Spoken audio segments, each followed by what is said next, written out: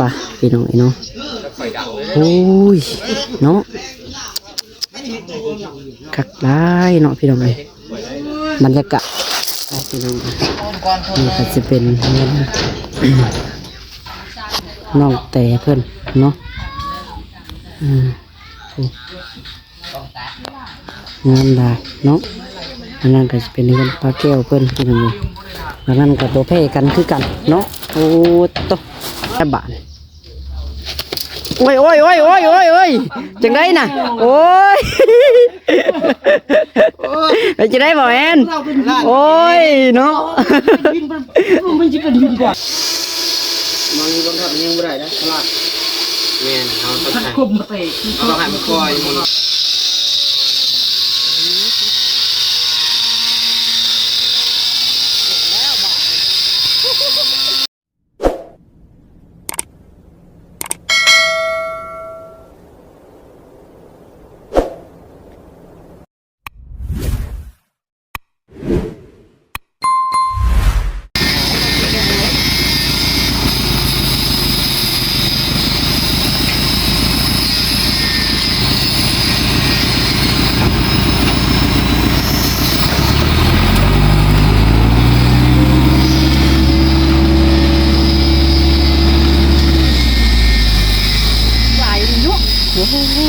เห็นรถเท่าไรบ้านนั้นนี่มันจะไม่ถามนะเนาะสวดเลยเป็นรถบักใหญ่มันเพราะว่าเขาสั่งจะใช้โอ้ดีของใหญ่เป็น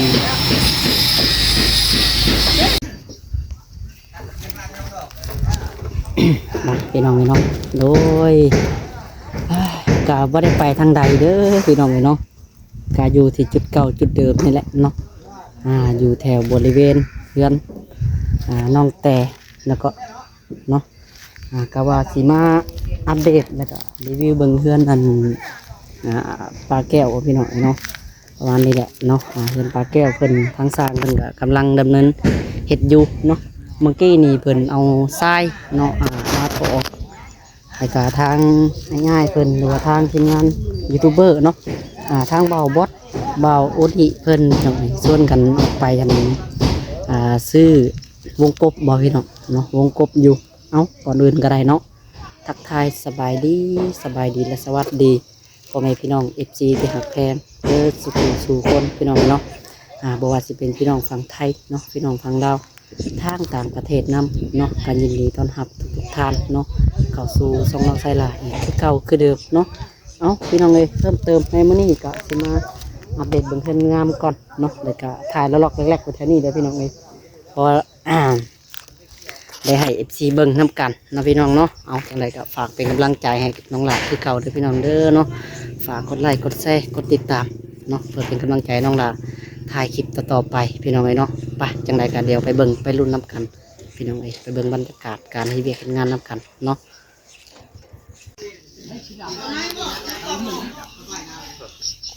ป่ะพี่น้องเนาะ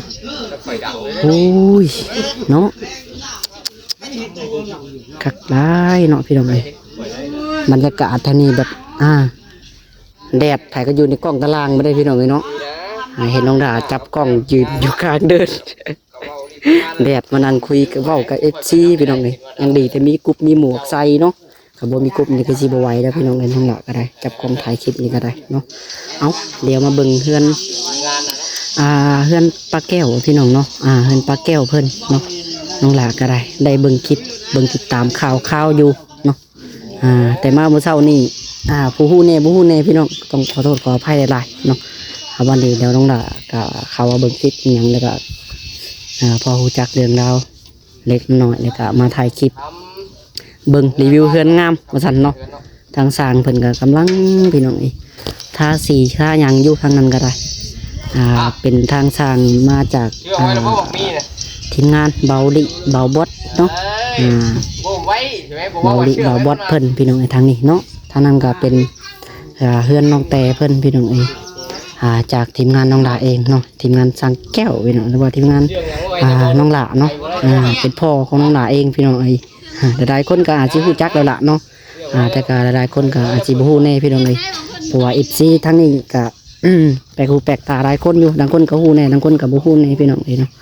น้องดาก็สิมาแนะนำตัวให้เพิ่นรู้จักก่อนเนาะจังใดเนาะมาแต่ใส่ เอาเดี๋ยวมาเบิ่งเฮือนงามเพิ่นก่อนพี่น้องสไตล์แบบทรงอันจะได้พี่น้องทรงโบราณบ่ทรงไทยเหมือนเอิ้นเนาะสไตล์เฮือนนี่พี่น้องงามแฮงเนาะงามปาดแนมมันจะแสบหูแสบตาบ่ได้สีมันแจ่มโพดงามคักเด้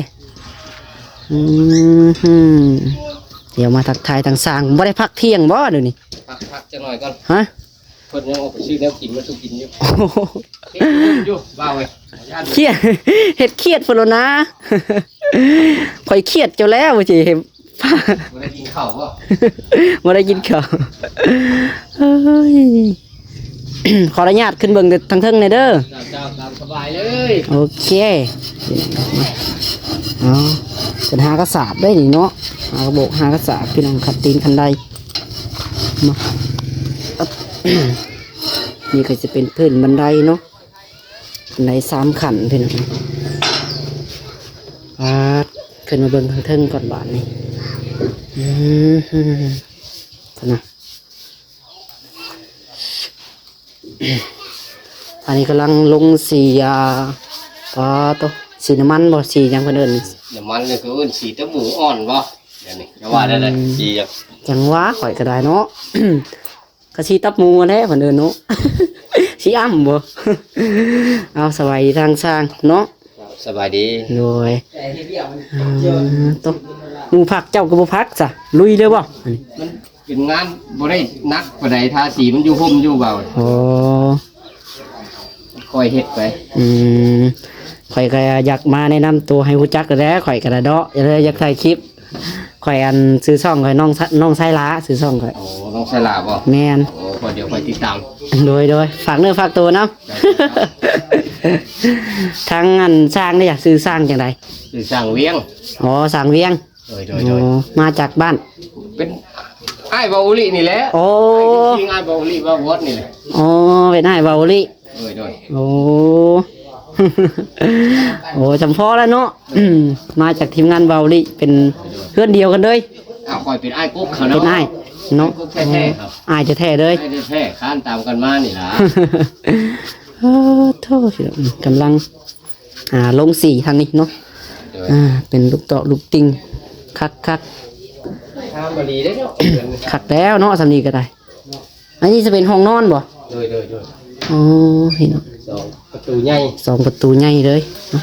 เดี๋ยวขอปิดให้ FC เบิ่งก่อนว่าก็ได้ทาง FC น้องหลาก็อาจสิตื่นไปคูแปลกตาได้พี่น้องมาไกลแน่มื้อนี้มากับทางพ่ออันนี้ก็ได้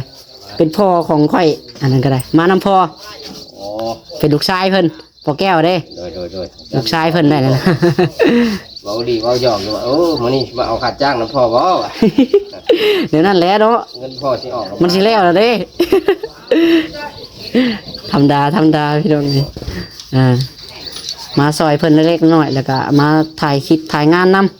ำขาดงานดนบ่ได้ก็ท่าอยู่แถวบ้านก็ได้ลงไปมื้อละคลิปไป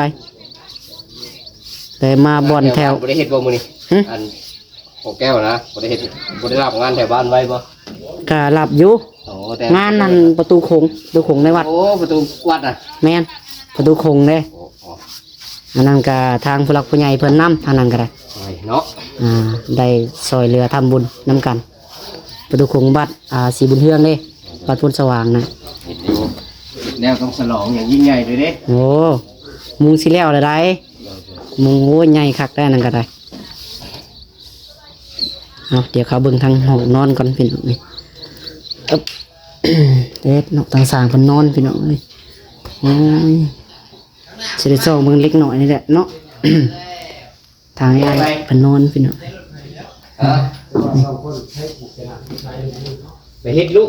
ผิดเมียอะไรนะมื้อนี้เมียให้บ่โอ้มีประตูออกมาอีกได้พี่น้องเนาะ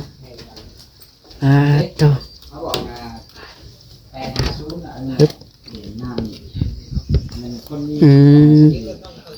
ไขออกมาก็จะเป็น อ่า ระเบียงพี่น้องเอ้ยเอาเกาะกระเถิบออกมาพี่น้องเกาะบนดังปืนดังไฟนี่แหละเนอนบนนี้ก็ได้บนให้อยู่ให้กินพี่น้องก็สิโอเคอยู่แล้วแบบนี้เนาะงามแล้วแบบนี้ก็ได้ เป็นเฮือนป้าแก้วเพิ่นพี่น้องเนาะไปเดี๋ยวไปเบิ่งทีมงานทางพุ่นก่อนซะ ขอบใจด้านล่ะเดี๋ยวไปเบิ่งทางพุ่นก่อนเด้อ เจ้า ไปเบิ่งทีมงานทางพุ่นก่อน ทำสีได้เปล่าเฮ้ยเอาเนี่ยผ่านมา อย่าทาก่อน เอาเลยเอาเลย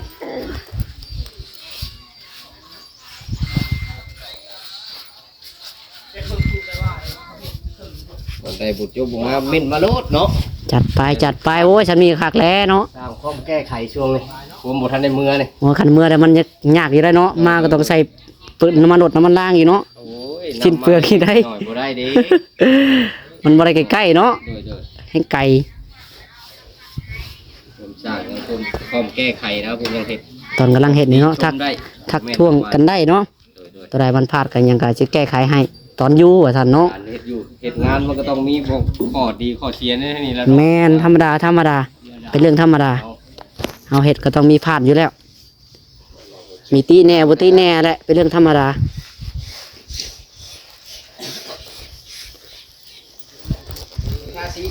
ว่ะโอ้ยโอเคแล้วสำนันหาแล้ว เอามาแล้วมันเย็นก่อนมันร้อน เห็นแล้วน้องจอยจะไปใส่ บ่กระเจเราใส่บ่ได้เลยกระเจ หึ ฟ้าเลยงัดมันได้ที่มันให้งัดบ่ได้เลยน้ำจอยงัดแจ อื กคน มกระเจโคตรกระเจรถโคตร ใช่แล้วกระเจ ฮ้อน ฟ้าเลยให้มึง มันเกินพี่น้อง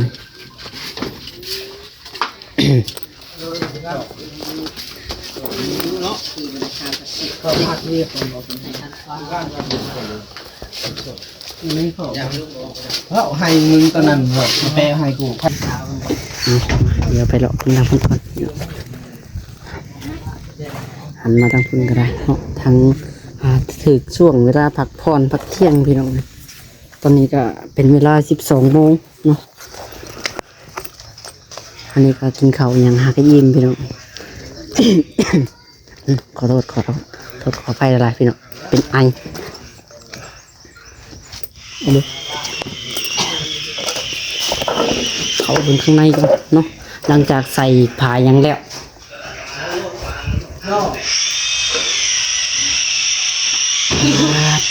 ขัดก็ได้ละเนาะแจ้งหูแจ้งตาดีอะไรพี่น้องเลยงาม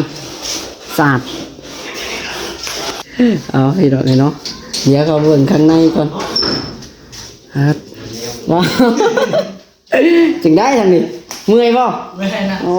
สวัสดีผู้ชมโอ้ขักเนาะเข้าเบิ่งข้างในก็ได้จะพอแล้วผู้ชมตาอยากรับเดี๋ยวเนาะมันเย็นอยู่ได้ล่ะเย็นอยู่ได้พี่น้องเลย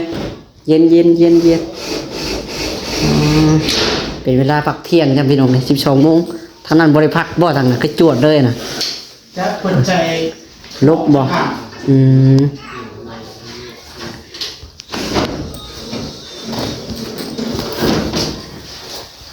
ตัวขักเลยเนาะงาม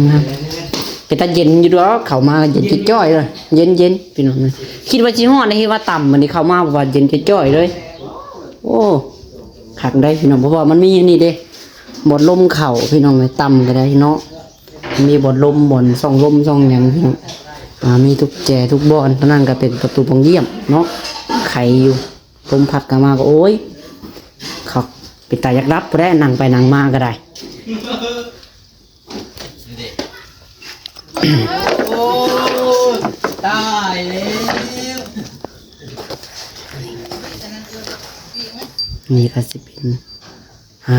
ข้างๆบ้านพี่น้องรีวิวเลาะให้มันอ้อมก่อนเนาะ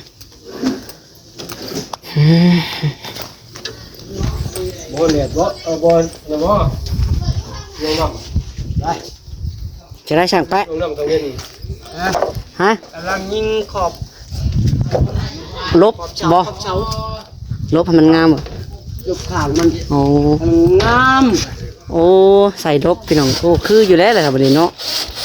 ก็งามเลยพี่น้องเป็นเหลี่ยมเป็นลาย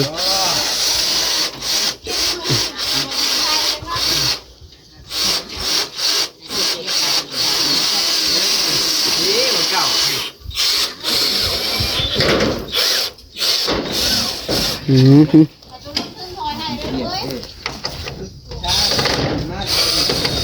ใส่แบบตบตัวนี้เลยพี่น้องนี่นี่ โอ้บ่ได้บ่มีแฮง หึ ลังล้านพุ่น เอาลังล้านนะเนาะ ครับ กาแฟมันเลย ลังล้านพุ่นถึงน้อยก็ครับ เอาก่อนแล้ว ฮะ เอาตัวก่อนแล้ว ใส่ตอนนั้นแล้วเลยจ้ะนี่ใส่ลบอหยังคักแน่พี่น้องเลยมันก็สิโอเคแจ่บสนิทงามคักเนาะเอา ถอยปุ๊บถอยลงน้ำบ่ เออค่อยๆได้ ไปเด้อ ดึงค่อยไว้เด้อ ลงไปเลย อย่าลุดโค้งบ่แฟะมันบ่ลุด อย่างน้อยก็ตกเท่านั้นแหละ แฟะอย่าลุดโค้งพี่น้องเอ้ย อันนี้ใช้คักเป็นงาน โอ้ เวลาหมอบหยังใส่ก็คักโดนเนาะป่ะคักอยู่ได้พี่น้องเอ้ยเป็นเหลี่ยมเป็นได้คักได้บาดนี่งามแล้ว ฮะ แค่ไปเทียงหน้าย่อยแล้ว โอ้ได้เทียงหน้าซ้ำนี่กับปาโทหรูหราเลยพี่น้องเอ้ยเนาะเป็นเฮือนก็อยู่ได้อยู่แล้วก่อนเฮือนพุ่นแหละ เกือบตก เคยให้งอยสองขึ้นไปก่อน โอ้ยจงไรกูดี จงน้ำมายิงเนี่ยอีกยังอยู่ ทำไมทำไม มาเล่นผู้เฒ่าหนึ่งวันอยู่มานี่ ให้พ่อเฒ่ายิงน็อตอยู่บ่ เออมาเฮ็ดอันนี้นี่เราลงมาจะหน่อยเราปิ่นโอ้ยห้องดังหมดไปคาราบอยู่ใกล้แล้วบ่ม่วนนะเป๋เบิ่งโซน ห้องอยู่เนาะ มันบ่เข้ากันนะ เข้ากับแก้วไหม บ่ไว้สิให้ผู้เฒ่านี่ก็ลูกเอ้ยแล้วขึ้นดีผู้เฒ่าปิ่นเวียนนี่ได้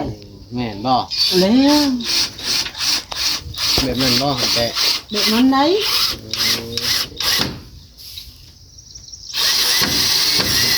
โอเคปาด ขับลี งามแล้วบาดนี่ เรานี่ แก็บมับเป็นเหลี่ยมคักตะบาดนี่โอเคแล้ว เอาเฮ็ดอันนี้แล้วก็ไปอุ้ย ขี้ยังมันเนาะ ทางพุ่นแล้วบ่ จัง ทางนี้ยังบ่ พระเจ้าจูดยางมั้ง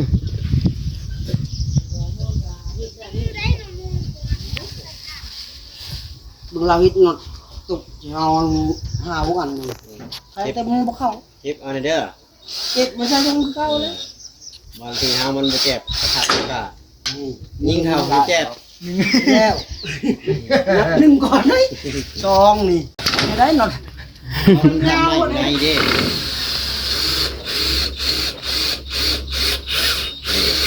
เออ ได้บาด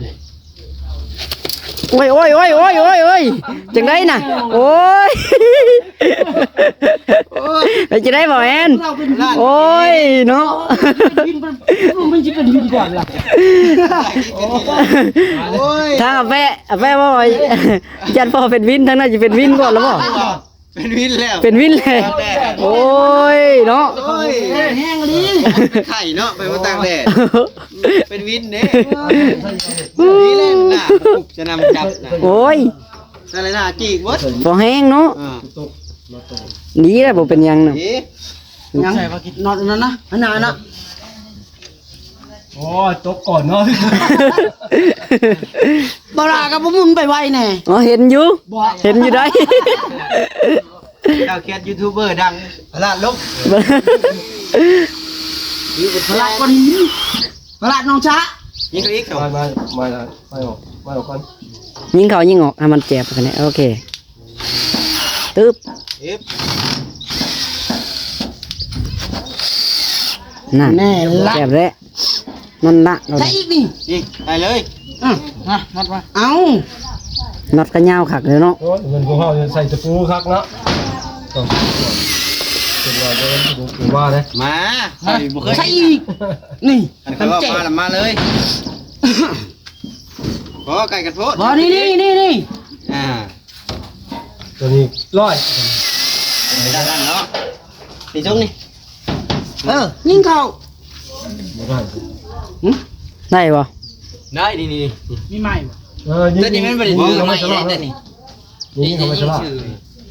หมอปีนโพด นี่ โพด อันนี้บ่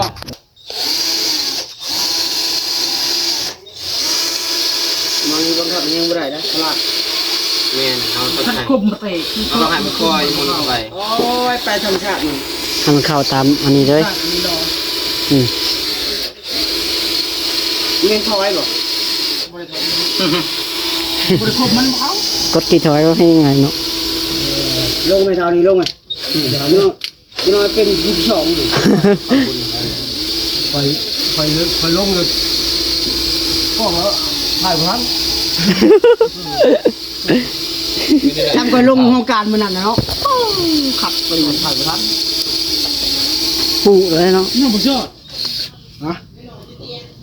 เปลี่ยนหัวไหม สั้นแท้ เปลี่ยนตัวนั่นนี่เปลี่ยนตัวยาวฮอดฮอนเท่เอาจับมันฮอดมันจับ โอ้ย ค่อยๆคมลมแห้งมันไปหั่นนะ เนาะนี่นี่อันนี้ เสียดอกสั้นเพราะยังบ่เข้า สักปึ๊บด้วย ค่อยผมมันเข้าชวดนั่นแหละค่อยโอ้ยได้แล้วโอเค บ่ พอแล้วพอแล้วอ๋อใส่ดูนี่ เก็บเอาเด้อนั่นน่ะอันนึง อย่ามันตัวนี้มันต้องมีพลาดเล็กน้อยเดี๋ยว งาน เวลาเฮาก็ ห้ามไปบาทนี่เมื่อไรไปเอ้ยอย่าลุดโค้งแล้วพอ ก็ยังดึงเอาไว้จันเฮาลงทางนี่ขึ้นบาดเออ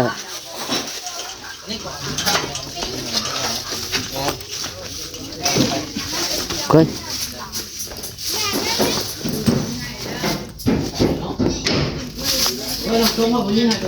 ได้ ใครจะชามดอกนะนี่ก็ไม่มีเนาะ เป็นคน กันตกตก แล้วน้ำยิงคนดีที่หยอกบอกทันว่า บนหม้อตามแจมันเก็บงาน น้องบัวบ่เห็นกินตกน้องป่ากินเลยโอ้ยใช่ครับตกน้องป่ามาบ่ทันเอ้ยตกน้องป่าบุ้งนี่เราก็ตกเอาไว้ตกยังอยู่ขึ้น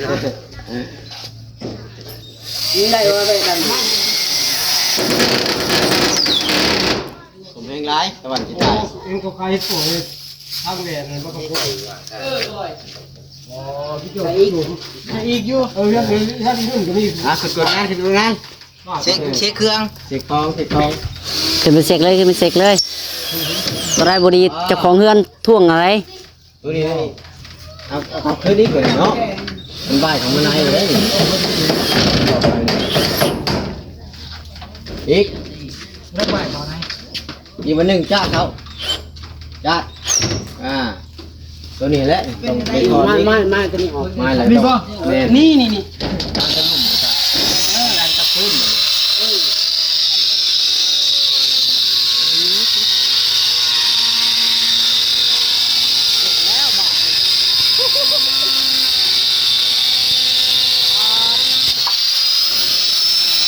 มาตัดนี่ก็ปิ้นก็บุญ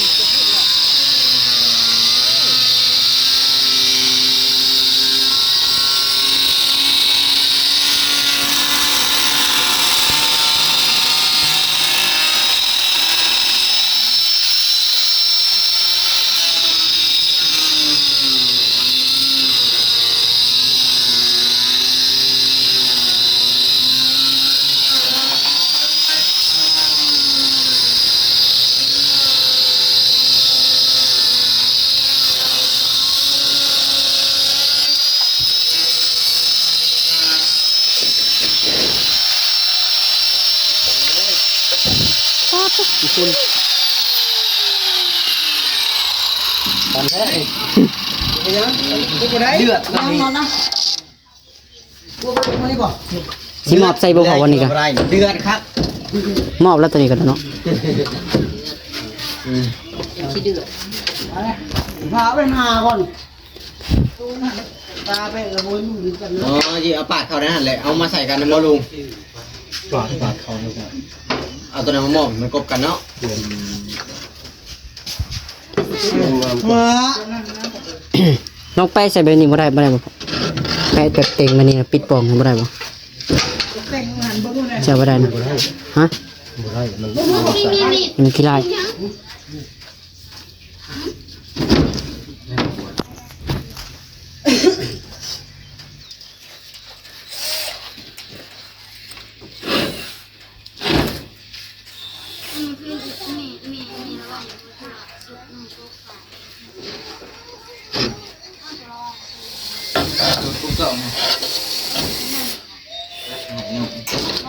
โอ้มาจับดีนี่เหรอ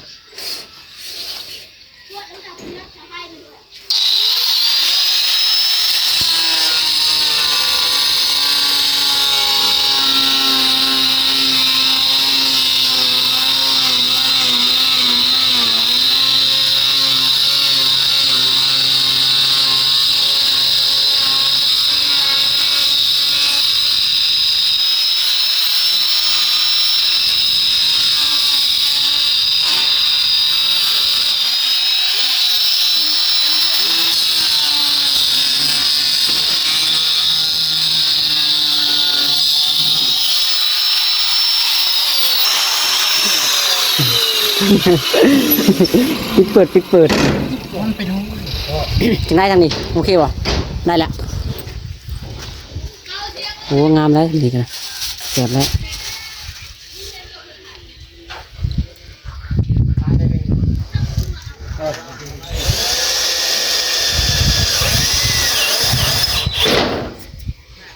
มอนี้ก็เผาอ่ะ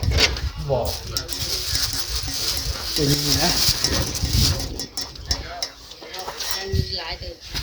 จะได้แปะอ๋อต้องส่งขักน้องแปะสีงามโอเคแล้วเนาะไปแล้วก่อนหนักปาดโถ โอเค ขักแล้ว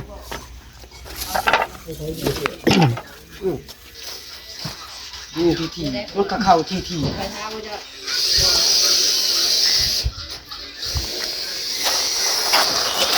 ไปดูกัน ก่อนคน นี่ก็จะเป็นเงิน น้องแต่เพื่อนเนาะ